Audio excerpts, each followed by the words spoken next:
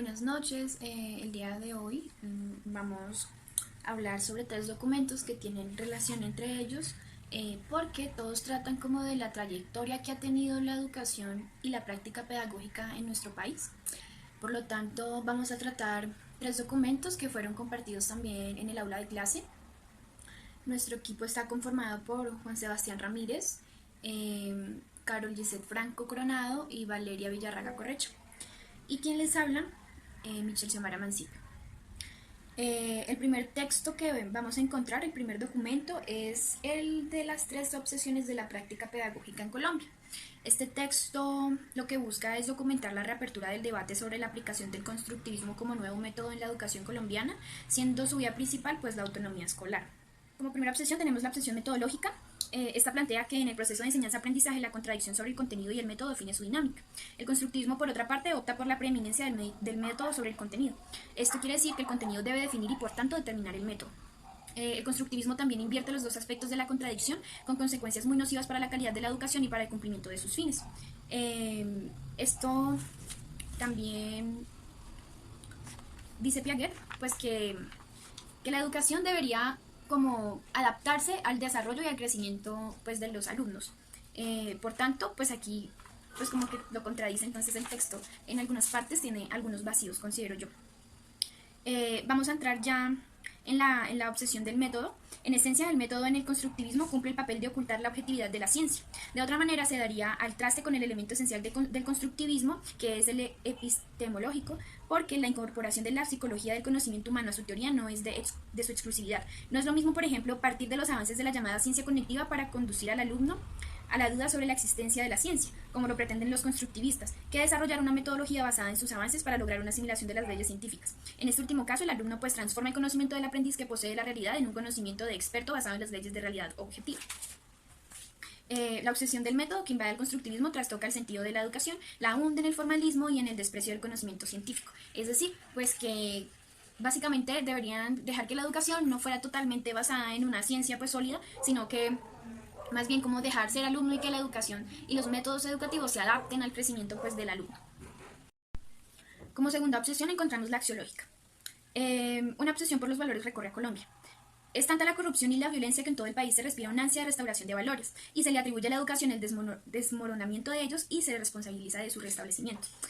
Todos a una, religiosos, extremistas de izquierda, culturalistas y constructivistas, le asignan a la educación ese papel regenerador. La obsesión axiológica, en parte, pues que se conforma, va del fervor religioso al indoctrinamiento político y a la culturalización ilustrada. Como segunda obsesión encontramos la axiológica. Una obsesión por los valores recorre a Colombia. Tanto el positivismo como el materialismo dialéctico coinciden en que las ciencias naturales no tienen carácter de clase. En cambio, el constructivismo y el materialismo dialéctico concuerdan en que las ciencias sociales sí lo tienen, pero el terreno de la educación, de lo que verdaderamente está en debate, es la diferencia sobre el carácter de clase de las ciencias naturales. ¿Por qué hablan de las ciencias naturales? Porque en este documento se habla mucho de la ciencia como tal, de los conocimientos científicos, de que los alumnos deberían salir preparados y recibir la mejor educación para ser investigadores, o sea, deberían salir con esas capacidades de investigación. Entonces, la obsesión axiológica también elude la adquisición del conocimiento, se convierte en subjetivismo y no es extraño que desemboque en un mesianismo producto de la capacidad todopoderosa de los constructores de valores y de conocimiento. De allá el desprecio total de las reglas de juego y de la organización social, pues no hay sino un paso. Es allí donde radica su contradicción, cada vez más antagónica entre su fervorosa inquietud por erradicar la corrupción y la violencia y la autonomía subjetiva por la que propugna en la construcción de conocimientos y valores propios. Como última obsesión tenemos la obsesión culturalista. Esta obsesión pues, propone que en lugar de una formación científica sólida, la obsesión culturalista pues, convierte la ciencia en cultura. Por supuesto que hablar de ciencia para los culturalistas es referirse a un concepto pasado del siglo XIX sin vigencia presente, pero la contradicción fundamental con la obsesión culturalista radica en su espíritu especulativo e intelectualista, opuesto a toda referencia al trabajo, a la ocupación laboral y a la producción material de la sociedad, y en esta forma también coincide con el constructivismo. Se trata de una reacción radical contra el concepto de educación como fuerza productiva. Así llegamos al verdadero sentido de la obsesión culturalista. Este consiste en rechazar la relación entre el desarrollo económico y el desarrollo educativo, es decir, en criticar el concepto mismo de desarrollo económico como contrario al desarrollo cultural y espiritual de la sociedad. Inclusive para reforzar su argumento, asimilan la idea de una educación como fuerza productiva y palanca esencial del desarrollo económico a la jerga desarrollista de las agencias internacionales y a la corriente neoliberal que se ha impuesto en América Latina con tan funestas consecuencias. La versión intelectualista por la producción y el trabajo parte de varios presupuestos. El primero, el de que la superioridad del espíritu sobre la materia debe conducir a los educadores a formar para el goce del espíritu y no para el trabajo material. Y la otra es de que la producción material es despreciable en el proceso educativo en contraste con la producción intelectual de mayor sentido humano. Además, el de que la contradicción entre trabajo material y trabajo intelectual está superada en favor de este último y por último, no tiene sentido que la sociedad forme para el trabajo material.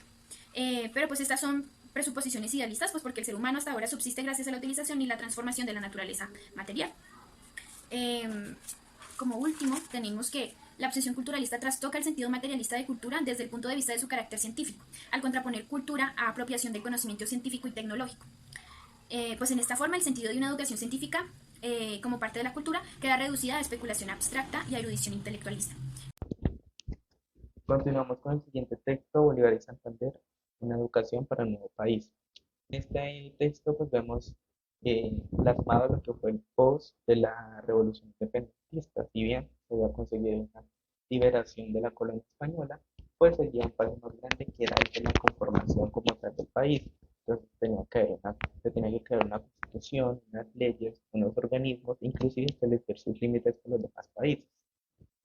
Y esto es algo que se fue influenciando por las tendencias que había dejado tanto la colonia como las de las demás monarquías de la época. Y la educación fue un tema de discusión debido a la orientación que se le iba a otorgar. Bolívar y Santander se enfocaban en la educación. Bolívar, en su campaña hacia el sur, iba creando escuelas y se veía oportunidades, mientras que Santander en sus viajes eran con el propósito de inaugurar escuelas en todas las poblaciones, colegios en las más pobladas y universidades en las capitales. Si bien ambos decían, aprendieron de Europa que la educación es muy fundamental para el desarrollo de un país. En cuanto al método utilizado para la educación, es acá donde encontramos las diferencias entre Bolívar y Santander, debido a que Bolívar se lleva más por el método lancasteriano y Santander se influía más por la filosofía de Beta. Durante el gobierno de Bolívar, las instituciones se acomodaban al método Lancaster, que era más enfocado a la disciplina. Cuando Bolívar fallece, Santander toma este importante puesto, pues empieza a utilizar el método de la filosofía de Beta, el cual era un movimiento en que se basaba en que la educación era de carácter laica, es decir, que no tuviera influencia religiosa y que se hiciera énfasis en el conocimiento de las ciencias. Fue un método, era fijo durante el gobierno de Santander y que de ahí en adelante marcó una historia en la educación del país. Es importante resaltar que durante todo este proceso hubo ciertos conflictos y contradicciones entre Bolívar y Santander, lo cual de alguna u otra forma hizo que haya un retroceso en el desarrollo del país.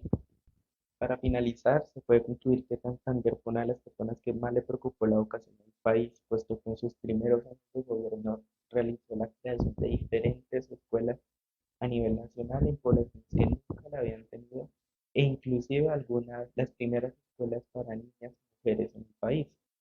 Tanto así que en 1835 fue el año de la educación en Colombia.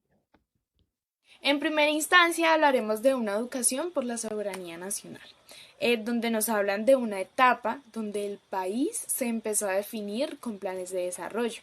El plan ocurre en el año 1950. Ellos tenían parámetros que iban siendo fijados por las condiciones externas de endeudamiento.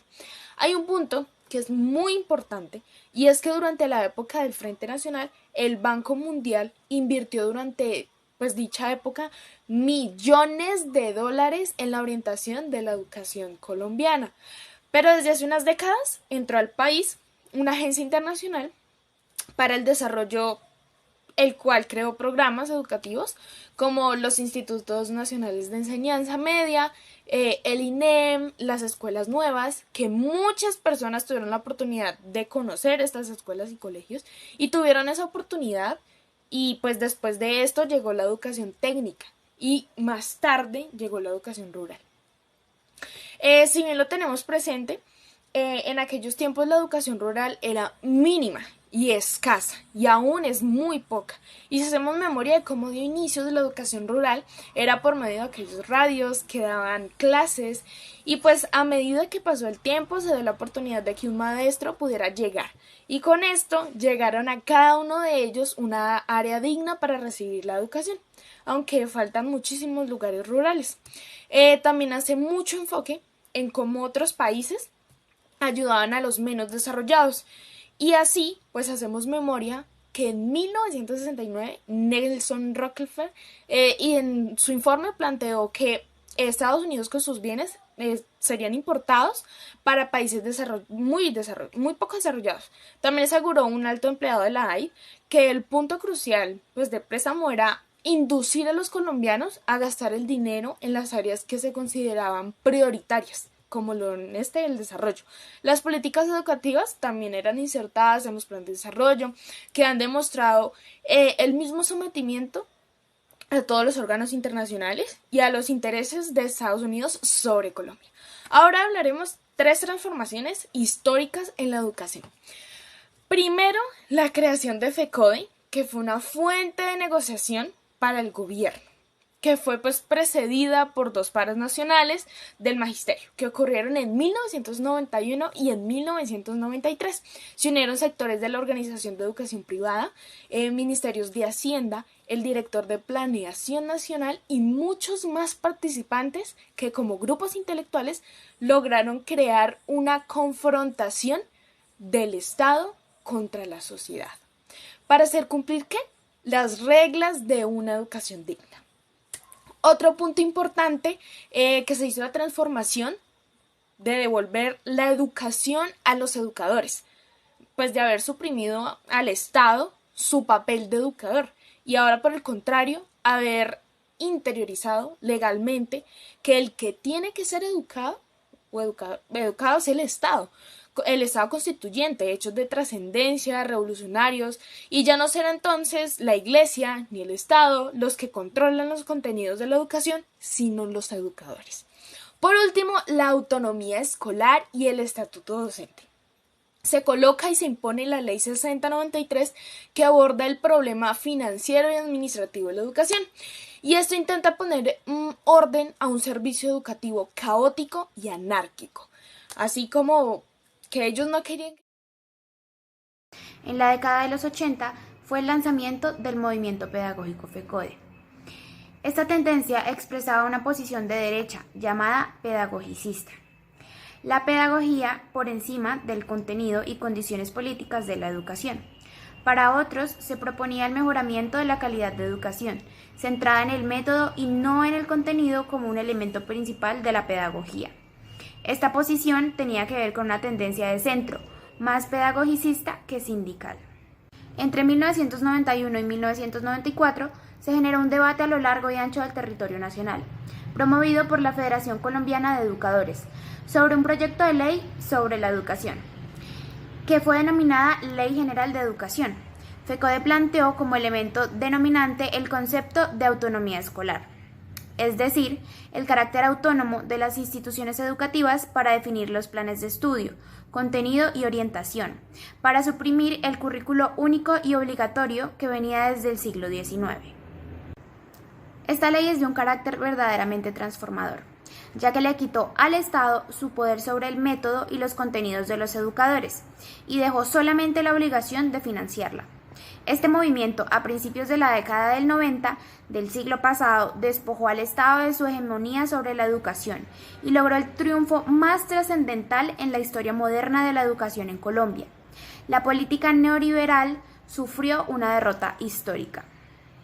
Se establecieron 5 principios fundamentales que dan contenido a la autonomía escolar. Lo más significativo del movimiento fue promover un debate ideología sobre el papel del maestro, de la educación pública, sobre la naturaleza de calidad de educación, y también haber impulsado una lucha interna dentro del magisterio y de la práctica pedagógica con la práctica política. El derecho a la libertad de cátedra es un derecho fundamental del maestro en su calidad de educador. como transmisor de conocimiento acumulado por la humanidad y de estimulador de la investigación hacia el avance del conocimiento. De esta forma, la autonomía escolar y la libertad de cátedra se determinan y se complementan mutuamente. Los estudiantes plantean la transformación de las universidades para servir al país para la denominación extranjera.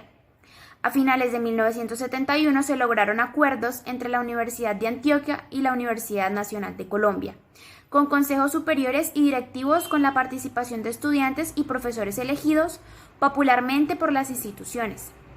Se impulsó una reforma universitaria de 1980 y 1992 con una concepción neoliberal. Se trató de municipalizar la educación en 1984 con Belisario Betancur. El magisterio desarrolló un paro de alto contenido político en 1999 contra la privatización de toda educación para impedir la conversión de educación privada en pública. La educación tiene que ser obligatoria, gratuita, de alto nivel académico, sin discriminación, financiada por el Estado y con educadores bien remunerados. Lograr el magisterio, reforma de tanta trascendencia, fue producto de una larga lucha.